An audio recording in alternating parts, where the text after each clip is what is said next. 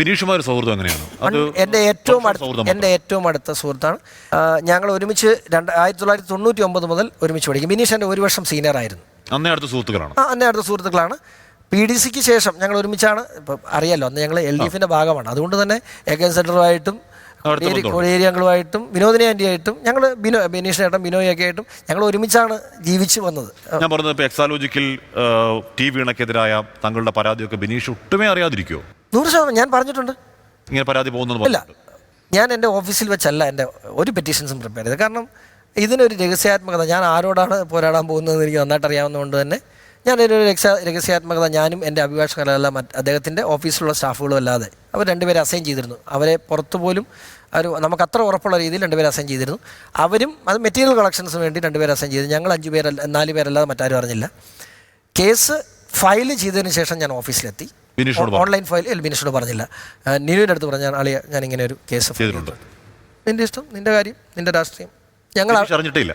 ഇല്ല. അതിനുശേഷം പിറ്റേ ദിവസം രാവിലെ മറ്റൊരു കാര്യവുമായി ബന്ധപ്പെട്ട് ബിനീഷ് എന്നെ വിളിച്ചു. അപ്പോഴും ഫയൽ ചെയ്ത കാര്യം വാർത്തകളൊന്നും വന്നിട്ടില്ല. ഞാൻ പറഞ്ഞാളിയ ഇങ്ങനൊരു കേസ് ഞാൻ ഫയൽ ചെയ്തിട്ടുണ്ട്, നിൻ്റെ കാര്യം ഞാൻ എന്നാ പറയാനാ? എന്നോട് ഇല്ല, എതിർത്തിയല്ല, നീ ഫയൽ ചെയ്യണമായിരുന്നോ? ഇത്തരം വിഷയങ്ങളൊക്കെ വരുമ്പം പിണറായിക്കെതിരെയൊക്കെ വരുമ്പോൾ അങ്കിളിനെ കൊണ്ടും കാര്യം ഫയൽ ചെയ്തപ്പോഴായിരുന്നു ഞാൻ. അവൻ പറഞ്ഞാലും ഇല്ലെങ്കിലും ഞാൻ ഫയൽ ചെയ്യുന്നവനറിയാം. അപ്പോൾ എന്നോട് ചോദിച്ചു നീ ഫയൽ ചെയ്യുമ്പോൾ പോട്ടെ എന്ന് പറഞ്ഞാണ്. കാരണം ഞാൻ ഫയൽ ചെയ്യുമ്പോൾ ഈ ചോദ്യം ഉണ്ടാകും എന്നുള്ളൊരു ചിന്ത അവൻ്റെ ഉണ്ടായി കാണും. അതിനോട് ചോദിച്ചു. പരാതി പോയതിൽ ബിനീഷിന് കൊടുത്ത ഒരു കൊടിയ വിയോജിപ്പൊന്നും ഉണ്ടായില്ല യഥാർത്ഥത്തിൽ. ബിനീഷിന് അതൃപ്തി ഉണ്ടെങ്കിലും അത് എനിക്ക് മൈൻഡ് ചെയ്യാൻ കഴിയുന്ന കാര്യമല്ലെന്ന് എന്നെക്കാൾ നന്നായിട്ട് ബിനീഷ് അറിയാം. കാരണം ബിനീഷ് അതൃപ്തി അറിയിച്ചാലും ഞാൻ ആ കേസ് കൊടുക്കുമെന്നുള്ള കാര്യത്തിൽ ബിനീഷിന് യാതൊരു സംശയമില്ല. ആ ദിവസങ്ങളിൽ കേട്ടൊരു കരക്കമ്പി ഞാൻ പറഞ്ഞല്ലോ എന്ന് പറഞ്ഞാൽ ഈ ബിനീഷ് കോടിയേരി കേസ് ഉണ്ടാകുമ്പോൾ പാർട്ടി ആ ഘട്ടത്തിൽ ബിനീഷിനൊപ്പം കട്ടക്ക് നിന്നില്ല, കൂടെ നിന്നില്ല. ആ ചർച്ചകൾ കരക്കമ്പി ഒന്നുമല്ല, എല്ലാ ചാനലും ചർച്ച ഉള്ളതാണ്.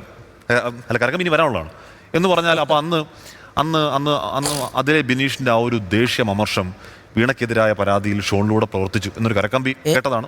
ഞാനൊരു കാര്യം പറയട്ടെ. ഞാൻ മുമ്പേ പറഞ്ഞൊരു ചരിത്രത്തിൽ 2003 മുതലുള്ള രാഷ്ട്രീയ ചരിത്രം എടുത്ത 2023 വരെയുള്ള 20 വർഷത്തിനിടയിൽ ഞങ്ങളുടെ രാഷ്ട്രീയപരമായ മറ്റ് കാര്യങ്ങൾ രാഷ്ട്രീയപരമായ എല്ലാ പരാജയത്തിൻ്റെ പുറകിലും കൃത്യമായി പിണറായി വിജയൻ ഉണ്ടായിരുന്നു. 2021 ശേഷം വ്യക്തിപരമായി 3 പ്രാവശ്യം PC ജോർജിൻ്റെ അറസ്റ്റിന് മുമ്പിൽ കൃത്യമായ പിണറായി വിജയന് ബോധ്യമുണ്ട്.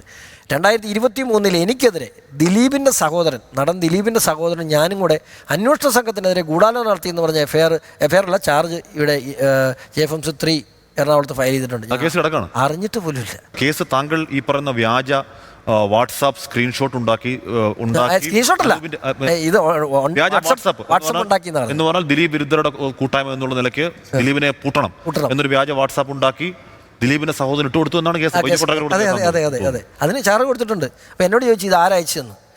എൻ്റെ ഫോൺ എടുത്ത് നോക്കി നിങ്ങളെ എൻ്റെ 2ാമത്തെ നമ്പർ, എൻ്റെ പബ്ലിക്കായിട്ടുള്ള നമ്പർ, എൻ്റെ പേഴ്സണൽ വാട്സപ്പ് നമ്പറുണ്ട്. അതുകൂടാതെ ഒരു 2ാമത്തെ നമ്പർ, ഒരു 1500 മുകളിൽ വാട്സപ്പ് ഗ്രൂപ്പുകളുണ്ട് അതിനകത്ത്. അപ്പോൾ എനിക്ക് ഇങ്ങനൊരു സാധനം വന്നു, സൂക്ഷിക്കണം എന്ന് പറഞ്ഞാണ് എനിക്ക് മെസ്സേജ് വന്നത്. ഇങ്ങനൊരു സാധനം വന്നു. ആരയച്ചാണ് അതെനിക്കറിയത്തില്ല. എനിക്ക് അയച്ചു തന്ന ആരാന്ന് ഞാനത് കൃത്യമായിട്ട് ദിലീപിൻ്റെ വക്കീൽ, അന്ന് ദിലീപ് അറസ്റ്റഡാണ്, ദിലീപേട്ടൻ അറസ്റ്റഡാണ്. ദിലീപിൻ്റെ വക്കീലിനും അനൂപിനും ഞാൻ അയച്ചു വന്നു. ഇതുപോലുള്ള വ്യാജ പ്രചരണങ്ങൾ നടക്കുന്നുണ്ട്. അപ്പം ആ സമയത്ത് ഇത്തരത്തിലെന്തെങ്കിലും അവർക്ക് ദോഷകരമായി വരുന്ന കാര്യങ്ങളൊക്കെ, കാരണം എനിക്ക് അദ്ദേഹം നിരപരാധിയാണെന്ന് ബോധ്യമുണ്ടായിരുന്ന ക്രൈംബ്രാഞ്ചിനെ ബോധ്യപ്പെടുത്തേണ്ടി വരും. അപ്പോൾ അതാണ്, അതുകൊണ്ടാണ് എനിക്കത് ചാർജ് കൊടുത്തത്. ഇപ്പം ഞാനാ പ്രതി. ഇപ്പോൾ ഒരു നമ്പറിൽ നിന്ന് വാട്സാപ്പിലേക്ക് ഷോൺ അയച്ചിട്ടുണ്ടെങ്കിൽ ആ നമ്പർ ഉണ്ടോ അവിടെ? ഇല്ല, അവർക്ക് കിട്ടിയിട്ടില്ല. അല്ല, അത് ഫോണിലുണ്ടല്ലോ. എൻ്റെ ഫോണിൽ എങ്ങനെ കിടക്കും ഈ സാധനം? അത് കിടക്കില്ലേ എന്ന് പറഞ്ഞാൽ എങ്ങനെ കിടക്കും? ഞാൻ 1500 വാട്സപ്പ് ഗ്രൂപ്പുള്ള സാധനത്തിന് ഏറ്റവും കുറഞ്ഞൊരു 3 ദിവസത്തിനിടയിലെങ്കിലും എൻ്റെ വാട്സപ്പ് എപ്പോഴും ഞാൻ റിഫ്രഷ് ചെയ്യാം, അല്ലെങ്കിൽ ഈ സാധനം സ്റ്റക്കായി പോകും. എല്ലാ 3 ദിവസവും ഞാൻ കളയും. സാങ്കേതികം എടുക്കാൻ കഴിയുമല്ലോ. ഇല്ല, അവർക്ക് കഴിഞ്ഞില്ല. ഞാൻ എൻ്റെ മൊഴി ക്രൈംബ്രാഞ്ചിന് ബോധ്യമുണ്ടായിരുന്നു. ഷോൺ എന്തുകൊണ്ടാണ് ദിലീപ് ആവശ്യം നിരപരാധിയാണെന്ന് ഷോൺ ഇത്ര ഉറപ്പ്?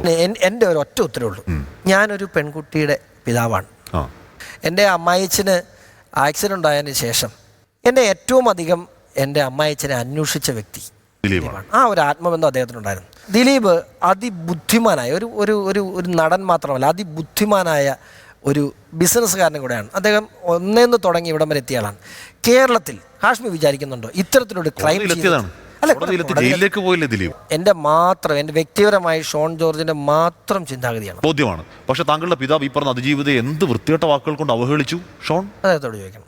അപ്പൊ ഞാൻ പറഞ്ഞു നിങ്ങൾ അതിനെതിരെ എത്ര കേസുകൾ ഫയൽ ചെയ്തു? അതൊക്കെ ഉണ്ട്. പക്ഷെ ഞാൻ പറഞ്ഞതാ, ഞാൻ പറയട്ടെ, എനിക്കതിന് കൃത്യമായ ഉത്തരവുണ്ട്. ഞാൻ ആ കൃത്യമായ ഉത്തരം ഇവിടെ നിന്ന് പറഞ്ഞ അടുത്ത കേസ് എനിക്കെതിരെ വരേണ്ടി വരും. മനസ്സിലായില്ലേ? ഞാൻ പറഞ്ഞത് എൻ്റെ പിതാവ് PC ജോർജ് പറഞ്ഞ കാര്യങ്ങൾ ഞാൻ വ്യക്തമായി വൃത്തിയായിട്ട് ഈ ക്യാമറ ഓഫ് ചെയ്ത് കഴിയുമ്പോൾ ഞാൻ കാശ്മീരോട് പറഞ്ഞുതരാം. കേസിലെ വസ്തുതകൾ അറിയാം.